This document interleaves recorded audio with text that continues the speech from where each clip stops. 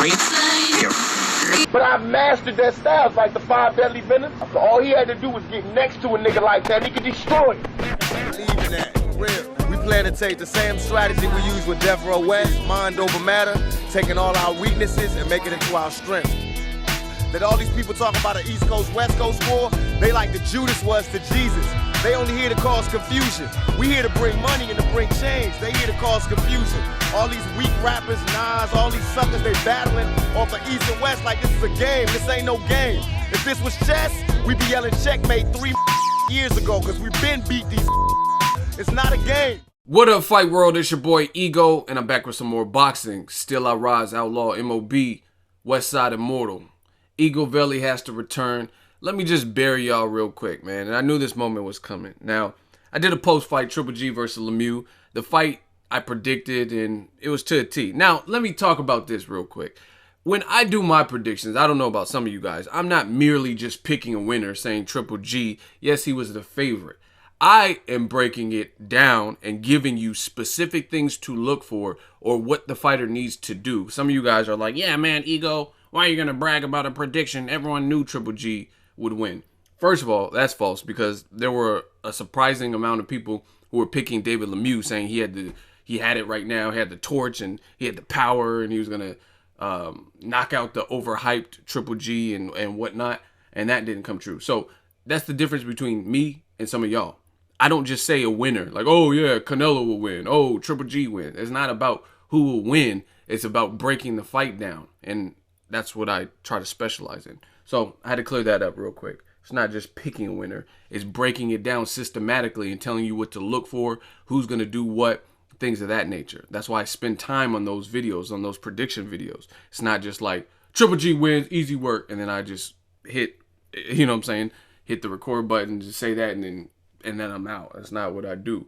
But I knew this moment was coming. Triple G looked spectacular. I told you that in that post-fight. He looked very good, boxed beautifully, used the jab, controlled the distance. Lemieux had no answers. He shut Lemieux out, which is a guy with power. So for that, I give him props. I give him props because you got a dangerous guy in front of you with power, and you made him look super ordinary to the point where he couldn't get into any type of rhythm. That is a skill in itself. It takes something to do that.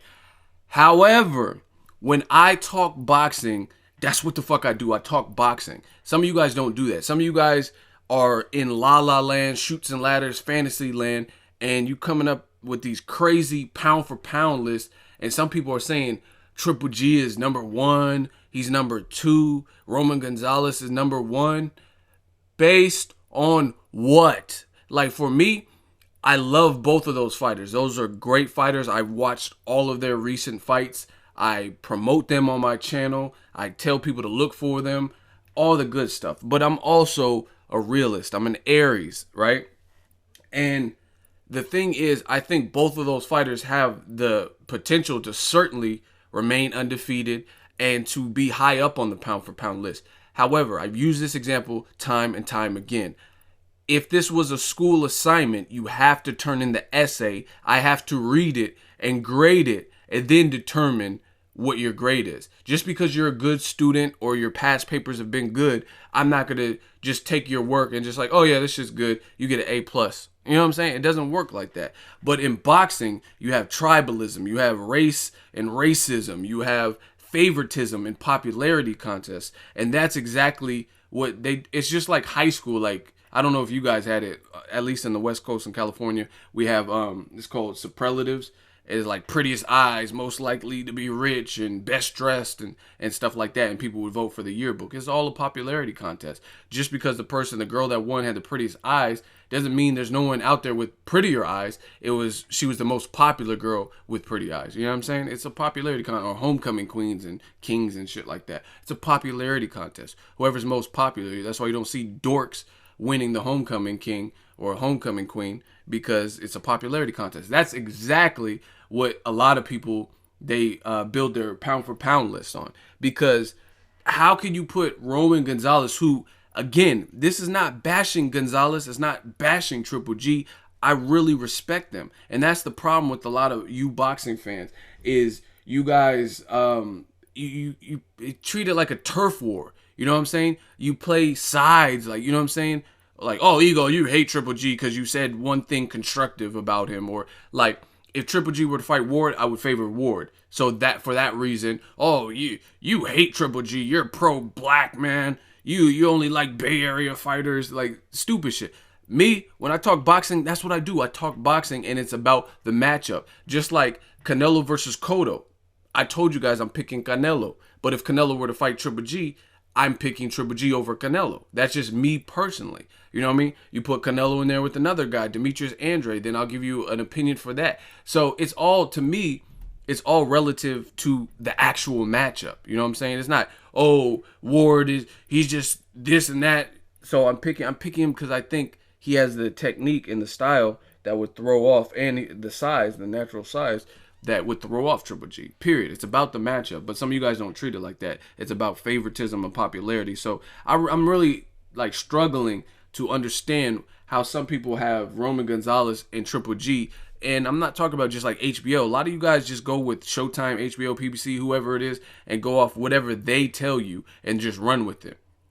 I don't do that. Roman Gonzalez and Triple G have every right and potential to be considered in the future for pound list, but there's no way they're cracking the top 5 based on what they've accomplished thus far. Brian Valoria, that's a great step in the right direction because he took a game veteran with power who looked sharp, who trained, and, you know what I mean, weathered the storm and systematically broke him down. Same thing with Triple G, but he fought David Lemieux, who was a champion. But you got to put, like, break this stuff down. David Lemieux has power. But I told you guys in my 7 reasons a month ago the outcome, because it was an easy fight for me to read, because I know David Lemieux, he just doesn't have the strategy. Triple G is a good counterpuncher. I told you he had a better jab. David Lemieux swings wide. He seems to fatigue a bit. I felt he would get discouraged. I told you. I gave you guys the blueprint on what would happen. But I'm not taking anything away from David Lemieux, because if David Lemieux were to fight Danny Jacobs, that's a good fight. If he were to fight Andy Lee, that's a good fight. You know what I mean? It's not a foregone conclusion. Triple G is that good. Triple G is that good where he took another solid guy and made him look that bad. You know what I'm saying? Just like Mayweather does. It's just in a different way. Mayweather is moved up and moved up and moved up. So he's not necessarily relying on power. He's breaking you guys down physically or mentally and psychologically and stuff like that, and with accuracy and pot shot, you know what I mean, just different stuff like that. But that's what a great elite fighter can do. They can take somebody who is normally really good and will be in competitive. Look at like Mayweather versus Canelo. You put Canelo in there with anybody not named Mayweather, and it's at least competitive. Even if you thought Laura won, if you thought Canelo won, it was competitive. Canelo versus Kirkland. You know what I'm saying? Canelo beat the shit out of Kirkland. So it takes an elite level fighter to make other good fighters look good or look that bad. You know what I'm saying? So I give Triple G props for that, because again, Lemieux versus anybody else at middleweight, it probably wouldn't have looked that one-sided. So Triple G is that good. But I put it in perspective still. David Lemieux, he's a guy who's been stopped, who took back-to-back losses in like 2011. And one was to Hoshim Alcine, who I never really rated as high as other people praised him. So that's like a bad loss. And then he overcame that, bounced back, beat Gabe Rosado. But he looked good in the Rosado fight, but you got to look at it. Rosado had already lost to the Charlo brother. He had already lost to Peter Quillen. He had already lost to Jay Leon Love. A little bit of controversy because of failed drug tests. He had already lost to Triple G. You know what I'm saying? So Gabe Rosado had several losses when David Lemieux beat him. Hassan Indam, he looked good in that fight also. But Peter Quillen beat Indam and knocked him down 2 more times for a total of 6 knockdowns, and David Lemieux knocked him down 4 times, I believe it was, and won a decision. So, like, you got to put stuff in perspective. So he fought in the title eliminator, became an IBF champion, never had the chance to defend, plus it's a vacant belt that he got. That's different. It's different to not have to fight the champion as a challenger. Like Danny Garcia, and this is how I know boxing has a lot of favoritism. Like, Danny Garcia was the challenger, and he fought a veteran in Eric Morales and defeated him. And then, based on a rematch clause, came back and defeated Eric Morales again, even more spectacularly, by knocking him out and spinning him out of the ring almost. You know what I'm saying? Yes, Morales was older, but he's still a legend. He's still a veteran. And not everyone would have done that to Morales, period. You know what I mean? You have to have at least power to do that to Morales. But people hate Danny Garcia for whatever reason, so they don't respect that he was a challenger and the underdog, and then twice he beat, you know what I mean, the same guy, and then one of those times the guy was the champion, right? And then he went on to beat guys like Amir Khan. He was the underdog in those fights, but it's all favoritism. Same thing with David Lemieux. That's good that he was an IBF champion, but he never defended. He never had the opportunity to defend with anyone other than Triple G, which was considered the #1 guy at middleweight. You know what I'm saying? So let's say David Lemieux fought the Saunders versus Andy Lee winner. You know what I'm saying? Who knows if Lemieux would even win that fight? I mean, that could be a good fight, like Andy Lee and David Lemieux. So it's a difference when you're a challenger and then you defeat the champion versus when two guys are an eliminator fighting for a vacant belt, just like Timothy Bradley and Jesse Vargas did. That means it's a vacant belt. That belt has been left behind by somebody else, and it's up for grabs, anybody's game. And then like two people who are rated high square off for it. That's what that means. Versus Terrence Crawford, he went to Scotland, Ricky Burns' backyard, and defeated him. And that's a territory where it's hard to get a decision against a champion like Ricky Burns because he was praised and whatever, and that's his hometown.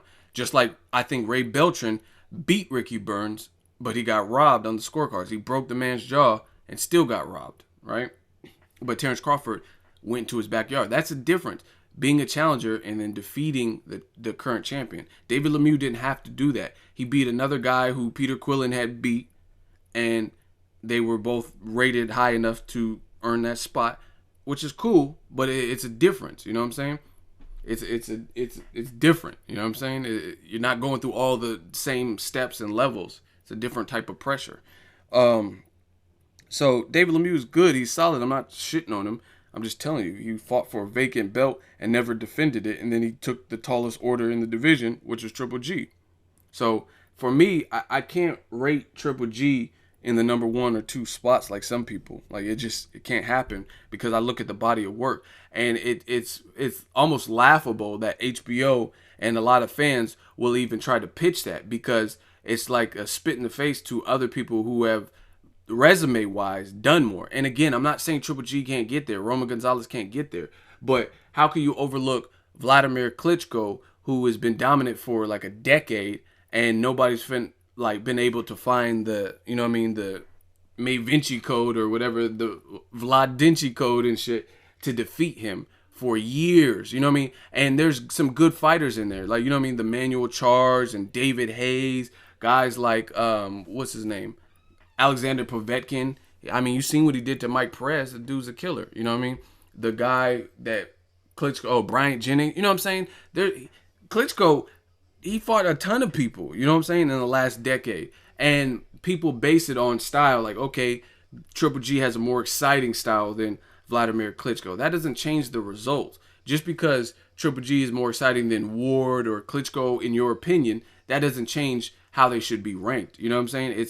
It's like, that's like saying because Miami Heat is a more explosive NBA team and they have like alley-oops and fast-paced dunks, then they're a better team than the San Antonio Spurs, who are just an overall good team, a good shooting team, a good passing team, a guy that, you know what I mean, they're not the most exciting. There's some older veterans on the Spurs team, but they play ball. Ball is ball. You know what I'm saying? If you can ball, if you can hoop, you can hoop. So the San Antonio Spurs aren't as explosive because they're an older team and that's not their MO.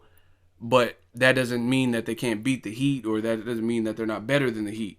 You know what I mean? When LeBron was playing with them, just because one team is you know what I mean, does the fast breaks up and down the court and stuff like that and slam dunks and stuff in your face stuff. That doesn't mean nothing. Period. And that's the same thing with boxing, but the dumbass fans don't treat it like that. Oh, Klitschko's boring, so I'm going to put him at the back of the list. Like, you can't do that. Like, Klitschko has done more. Klitschko has been dominant for longer. Mayweather's out of the picture. He retired, so he has every right to be taken off of the list. That's cool. But you can't shit on guys like, you know what I'm saying? Like, we're talking about Triple G and Roman Gonzalez. How can you put either of them before Terrence Crawford, who beat an Olympic gold medalist in Yuriorkis Gamboa, you know what I mean, who was undefeated and stopped him?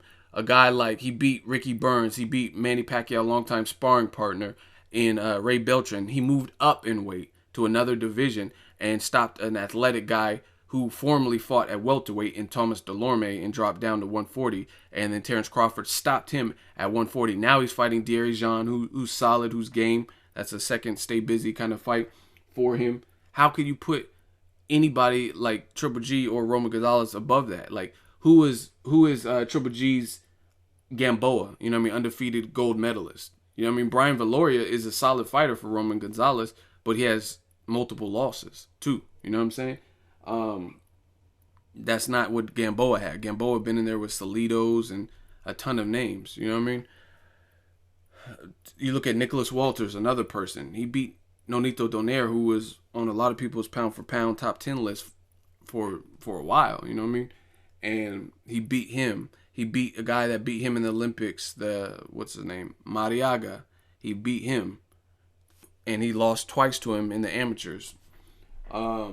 You look at Sergey Kovalev. That's another person. How can you put Triple G above Sergey Kovalev when Sergey Kovalev shut out and dismantled Bernard Hopkins? Yes, Bernard Hopkins was older, but Bernard Hopkins was on a win streak. Bernard Hopkins is B-Hop. You know what I mean? Who has showed a lot of young fighters like Tavoris Cloud, a lot of young fighters like Kelly Pavlik, that age ain't nothing but a number. Like, you know what I mean? Bernard Hopkins was like in his, like maybe 43 when he fought Kelly Pavlik, who was probably in his 20s, and he schooled him, right? So Bernard Hopkins has been known to be a boxing wizard and pull a rabbit out of the hat. Kovalev systematically broke him down. He was hurting him bad in the 12th round and won every single round, even had a knockdown. And Bernard Hopkins, like I said, was on a win streak. He also beat Jean Pascal. He also went Nathan Cleverly's backyard. Cleverly just had a epic, fun fight with Andres Vanfara the other night on PBC. So you see how game Cleverly is. Cleverly was at home, and Kovalev went to his home and beat the shit out of him and stopped him. And I believe Cleverly was undefeated at the time and a champion at the time, right? And Kovalev did that. So it just shows you how Kovalev's power obviously is the real deal, because Fanfara, I think he has a good punch, and he stopped Chavez Jr., but he couldn't stop Cleverly, even though it looked like he was hurting him. You know what I'm saying? So how can you put Triple G on the pound for pound list before a guy like Kovalev, who has at least done more? Now, again, Triple G, Roman Gonzalez, whoever else, all these fighters, Earl Spence, Felix Verdejo, Oscar Valdez, a lot of these guys have an opportunity to get high up on the pound for pound list if they keep working at their craft and staying with it. But to put them there prematurely is just it's stupid, and it's a slap in the face to all the other fighters who have paved their way, went through champions, went to people's backyards. And Triple G's a warrior. He's a road warrior. You know what I mean? He never really fights in Kazakhstan. He fights wherever. He fights often and frequently. But it's the level of competition that he has fought is not the same. Like, Kovalev has Jean Pascal and Bernard Hopkins. So who is a Jean Pascal per division? Who is a Jean Pascal level of opposition that Triple G has beaten? Who is a Bernard Hopkins certain first round Hall of Famer like Bernard Hopkins? Who is that? Who has Triple G fought that you would say that? David Lemieux, you know what I'm saying? Martin Murray, Matthew Macklin. You know what I mean? When was Martin Murray a champion? Martin Murray, his title shots he lost. Even if you thought he beat Sergio Martinez, he lost on paper. You know what I mean? So people get a little too like gung-ho about this like pound for pound list. You guys drop it in the comment section. Let me know who you think, who's in your top pound for pound list. How should it be ranked? But to me, that's why I don't even like doing them, man, because it's all a popularity contest and it's all favoritism. People just put whoever they like favor or stylistically. You know what I mean? But that's not how, to me, that's not how boxing runs. That's like, oh, Andre Ward, he's boring. Okay, Brandon Rios isn't boring. He's an exciting ass fighter who gives it his all, has a hell of a chin, one of the best chins in boxing. So is Brandon Rios higher up on the pound for pound list than Andre Ward based on him having a more fan-friendly style that anybody, casual, diehard, can appreciate and love? That's stupid. Like, that doesn't even make sense. How could you... Oh yeah, Brandon Rios is number 3 pound for pound and Andre Ward's number 10. Like, you can't rank somebody higher because you like their style better.